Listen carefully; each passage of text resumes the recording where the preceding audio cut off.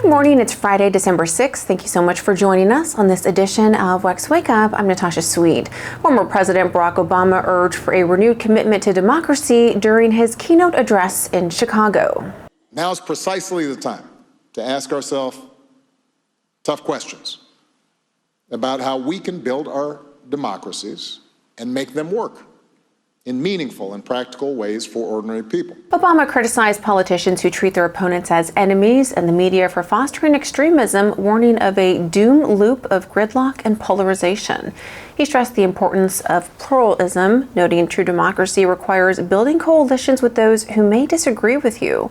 Acknowledging the recent election disappointment, Obama encouraged people to engage in tough questions about strengthening democracy in a time of disengagement and cynicism. California Governor Gavin Newsom visited the U.S. Mexico border to announce plans for a new port of entry. Work with a memorandum of understanding with Sendag and with Caltrans, the state of California, and our Mexican counterparts to move this project forward, to talk about the border in a different way, candidly, than it's often talked about as it relates to economic opportunities and that interdependence that we referenced a moment ago.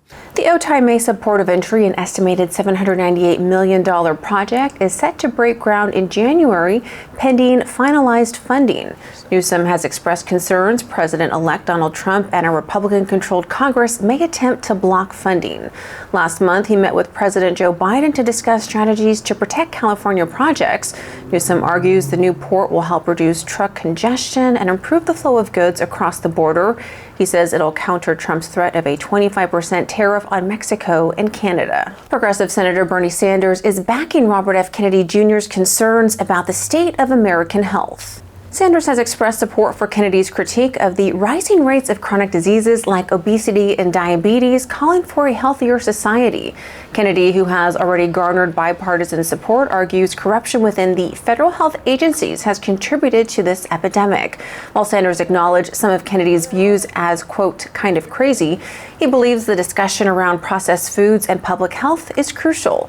Additionally, Colorado Governor Jared Polis has shown support for Kennedy's plans to eliminate the FDA's Nutrition Department, reiterating the need for a health-centered approach in food regulation. Well, thank you so much for joining us on this Friday morning. For more stories, be sure to head on over to our website and give us a follow on social media so you can stay in the know and all that's trending in politics. Have a wonderful weekend.